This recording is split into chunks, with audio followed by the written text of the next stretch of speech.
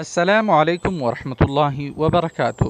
حسان زلمیم دا ایمان یوټیوب چینل دی. ویښتابه خپرونه ده. دا خپرونه مو د ډیرو مینوالو په غوښتنه د آیپیډ ګاټ 3 کارټون شننې او سپړنې ته ځانګړې کړې ده. دا کارټون فلم د مسلمانانو لخوا د دجال د پیروانو او غلامانو د کارټون فلم په ځواب کې جوړ او نشر شوی دی. د ورته نورو جالبو او نایابو انځوریزو لپاره په ایمان یوټیوب چینل کې د ویښتابه خپرونه تعقیب کړئ. مننه.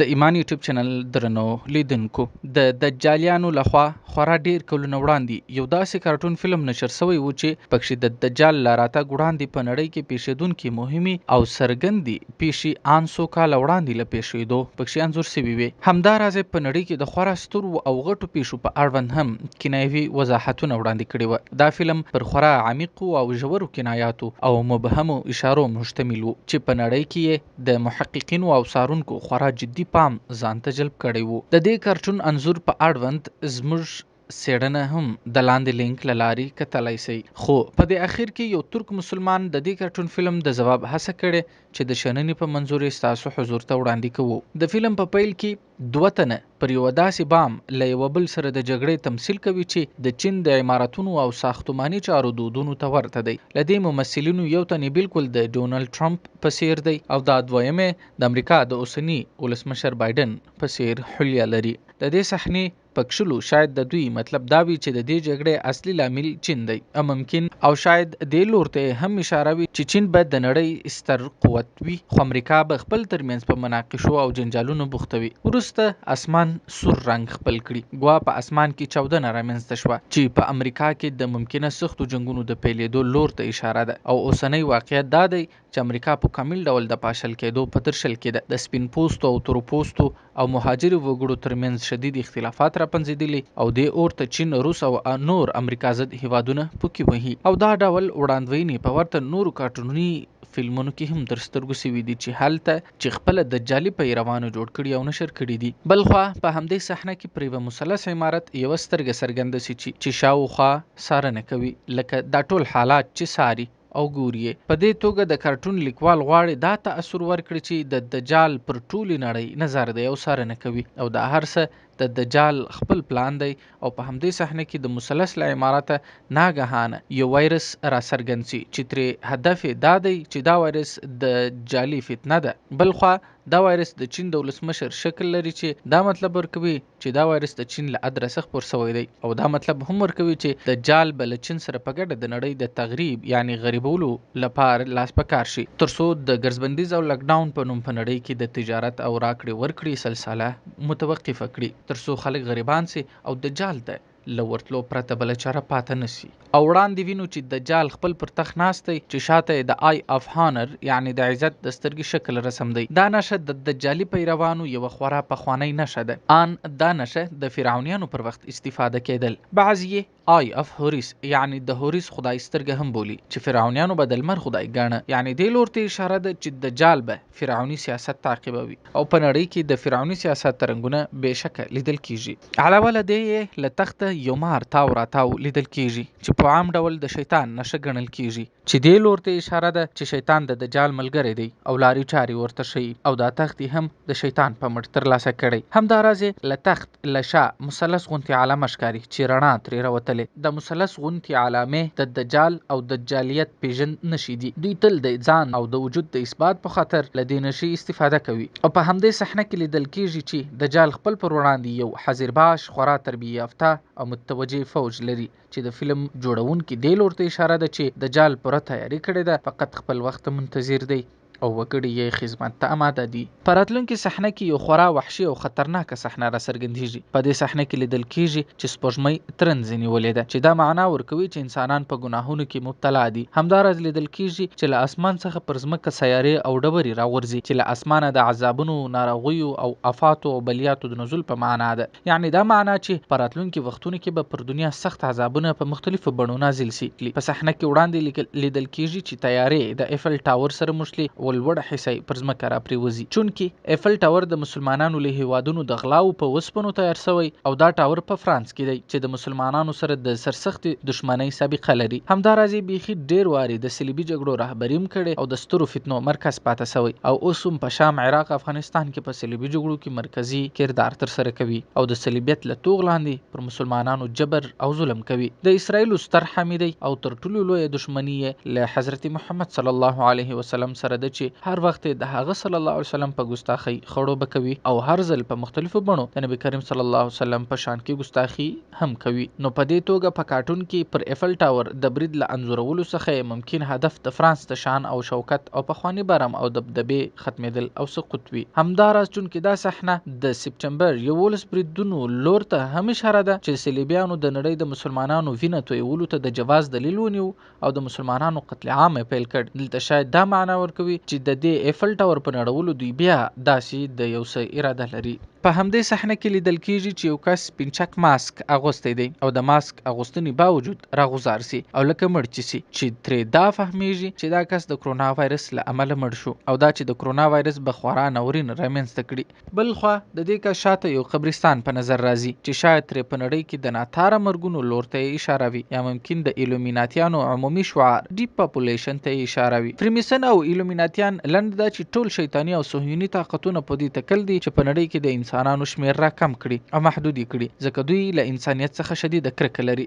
د فلم په وروستۍ صحنه کې لیدل کیږي چې یو پیچکارۍ را څرګند شي چې کرونا وهلي انسان ته لګول کیږي. دا یو واکسین دی. پر دې پیچکارۍ د شیطان نشه درې ګونې شپږ لیکل سوي وي چې دې لور ته اشاره ده چې د کرونا ضد واکسین د شیطانی قوتونو لخوا رامنځته شوی او له سوال خالي نه دی او لکه خبر چې یاست چې دا واکسین د بیل ګیټس کمپنیو لخوا رامنځته شوی دی پر چا چې محققین د دجال د پیروکار او غلام تور پوری کوي. او حقیقت دا دی چې د دې بیل ګیټس اکثر کارونه دجالي دي. نوموړی د نړۍ څلورم او د وخت لومړی نمبر غني شخص دی. پر دې واکسین باندې په نړۍ کې جدي او شدید اعتراضات موجود دي. علمي کدرونو هم پر اندېښنې شریکې کړي دي. په بعضي هیوادونو کې چې پر وګړو استعمال کړي منفي اثرات هم څرګند شوي دي چې ترې په مطبوعاتو کې خورا زیات راپورونه او تحلیلونه موندل کیږي. اوس حکومتونه د کرونا ضد واکسین جبري ګرځوي او له تحلیلونو او تجزیې د ساينس پوهانو مخه هم نیولې ده. ویل کیږي دقیق معلومات دادي له مبهمو او نامعلومو مادو څخه جوړ شوی دی.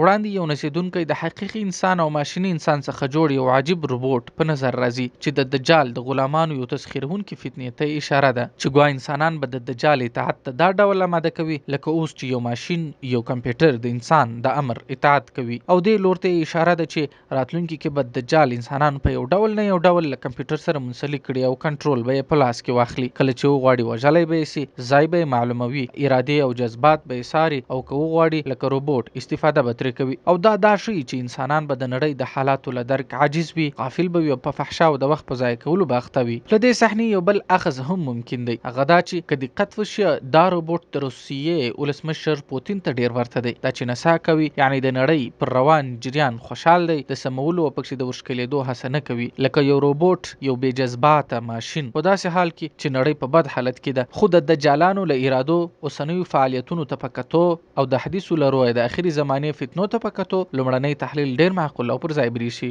والله اعلم. په راتلونکي صحنه کې یو ښایسته مرغه ښکاري چې یو ماشوم یې په مشوکه نیولی دی او د ځمکې پر لور را روان دی او وروسته ښکاري چې دا ماشوم غټ دی، ځوان دی، د نوموړي په امامت کې یو وړه خو پرهیزګاره ډله راټولوي او بیا وروسته ښکاري چې دجال خورا نه ارامه برېښي، ناګهانه له خپل احرام او اوسېدنځای څخه بهر راوځي ترڅو د امام مهدي اخر الزمان پر ضد جګړه وکړي. د کارټون په وروستنۍ صحنه کې لیدل کیږي چې څلور روڼاوې د مسجد ایا صوفیا له صحن څخه تابوت سکینه راوباسي. تابوت سکینه یو خورا معتبر صندوق دی. یهودیان یې له پیړیو په لټه کې دي. د روایتو له مخې په دې تابوت کې مختلف تبرکات موجود دي. د دې کارټون فلم په راتلونکي حصه کې ښکاري چې امام مهدي اخر الزمان ته دا تابوت په لاس ورغلی او د تورات اصلي نسخه چې په دې تابوت کې پرته ده هم په لاس ورغلی او د مطبوعاتو پر مخ بحث ورڅخه کوي او شاته پر پروجیکټر باندې لیکلي دي چې دا اصلي تورات مراد دی او دا دی دلته یې لیکلي دي چې محمد صلی الله علیه وسلم رسول دی او دا چې آیاتونه یې بالکل د قرآن کریم د آیاتونو په ډول او ترتیب دي. او وړاندې په دې کارټون فلم کې ښکاري چې مهدي آخر زمان د غشي په ذریعه د شاهین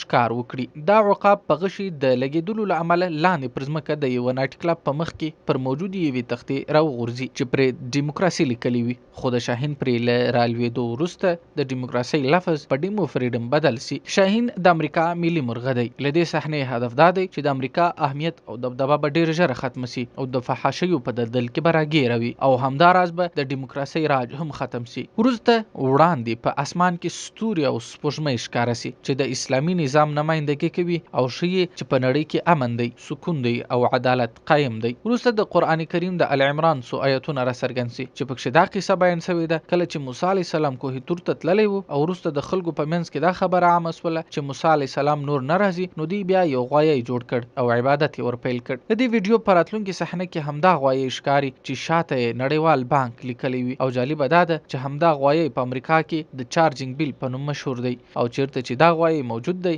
دا علاقه د پیسو او مال مرکز ګڼل کیږي چې وال سټریټ نومیږي او دا هغه ځای دی چې ترې په نړۍ کې د هر ډول د جعلي کارونو لپاره بودیجه تصویبیږي او ورکول کیږي. وړاندې په دې کارټون فلم کې ښکاري چې مهدي آخر زمان د دغه غوایي سر په خپله توره پرې کړي او په همدې صحنه کې ډالر چې د ټولې نړۍ د پیسو ارزښت ورپورې تړلی پر ځمکه راتویږي. لیدل کیږي چې یو افریقایي ماشوم یې له پښو لاندې کوي چې دا معنا ورکوي چې هیڅ ارزښت نه لري، ان یو ماشوم هم نه را اخلي چونکې تر ټولو ډیر غربت په افریقا کې موندل کیږي، خو بیا هم دې افریقایي ماشوم ته دا ډالر هیڅ ارزښت نه لري چې ترې دې لور ته اشاره ده چې د راتلونکي وختونو به د امریکا اقتصاد شدید ضربه وګوري او مات بسي او د ډالر ارزښت به د مسلمانانو په لاس په بشپړ ډول ختم سي. وړاندې په دې کارټون فلم کې د مسجد اقصی